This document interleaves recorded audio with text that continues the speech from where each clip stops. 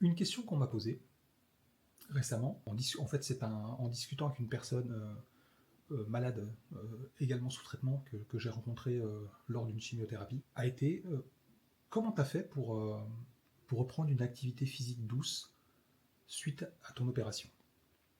On m'a ouvert le ventre sur plus de 20 cm verticalement suite à mon occlusion intestinale, on m'a enlevé un bout de côlon, j'ai une iléostomie, et donc en 5 jours, suite à cette opération que j'ai subie en urgence, j'ai perdu 13 kg. Je pensais pas que c'était possible, mais je me suis retrouvé en fait avec le corps que j'avais quand j'avais 12 ans.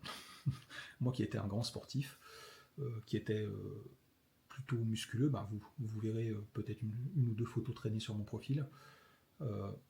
Je me suis retrouvé avec un corps délabré. Et la première fois que je me suis vu dans un miroir, j'ai pleuré, puisqu'en fait, je ne me reconnaissais absolument. Et donc, j'ai eu pendant à peu près un mois cette phase où j'étais tellement faible et tellement dans la douleur au niveau physique que, de toute façon, je n'étais capable de rien faire. Et c'est suite à mon hospitalisation en urgence, fin juillet, où j'étais dans un tel état de faiblesse qu'il était nécessaire de m'hospitaliser pour me remonter. Donc ça a été une période assez difficile. À ma sortie de l'hôpital, euh, j'ai voulu trouver un moyen pour reprendre un peu d'activité physique. Et ce moyen, assez surprenant, c'est la cuisine. J'ai toujours adoré cuisiner, et je me suis dit que en fait, c'était des petits gestes du quotidien que je n'arrivais plus à faire. Et je me suis dit, mais moi qui adore la cuisine, alors je passais mes journées sur Instagram à bookmarker mettre des signets sur d'innombrables recettes, et que je me disais, quand j'irai mieux, tiens, celle-là, je la testerai. Et en fait, je me suis dit, mais pourquoi attendre? Pourquoi attendre? Et donc, un soir, j'ai décidé de me lancer, je me suis levé, et puis j'ai dit à mes enfants, bon, ce soir, je vais essayer de vous faire un truc. Alors, vous allez rigoler, j'ai fait une omelette au lardon. Suite à ça, j'ai dû m'allonger une demi-heure. Tellement, en fait, mon état de faiblesse était grand. Alors, ça, c'était la première étape. Hein. Et en fait, le lendemain, en fait, je me suis dit, non, allez, lève-toi, fais autre chose. Et donc, je me suis mis à préparer tout d'abord des choses simples. Ça pouvait être simplement des salades. On était en été, c'était des salades estivales, des tartes tatin, des pizzas maison.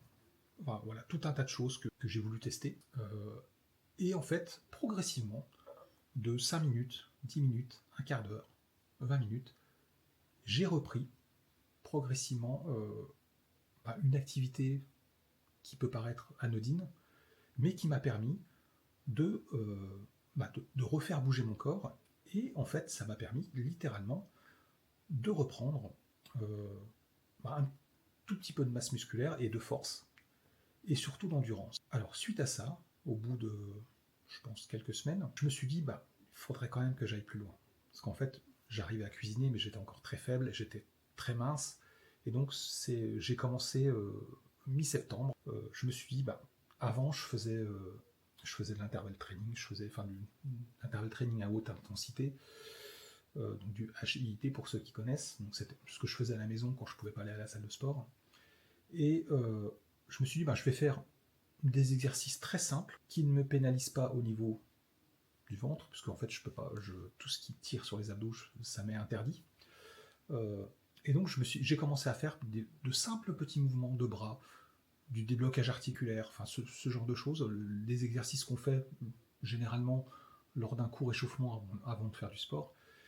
Et puis des petits exercices comme faire des pompes simplement contre le mur. Donc au début j'en faisais 10, puis après j'en ai fait 15, et puis j'en ai fait 20. Et puis après j'ai fait d'autres petits exercices. J'ai commencé à faire des demi-squats. Au début, m'accroupir dans la douche pour ramasser la bouteille de shampoing, c'était un calvaire. La première fois que je me suis mis accroupi dans la douche, j'ai dû sortir de la douche à quatre pattes pour me relever, puisqu'en fait je n'avais tellement plus de force dans les cuisses que j'ai cru que j'allais me faire une déchirure au niveau des quadriceps. Pour vous situer un peu dans l'état de faiblesse que j'étais.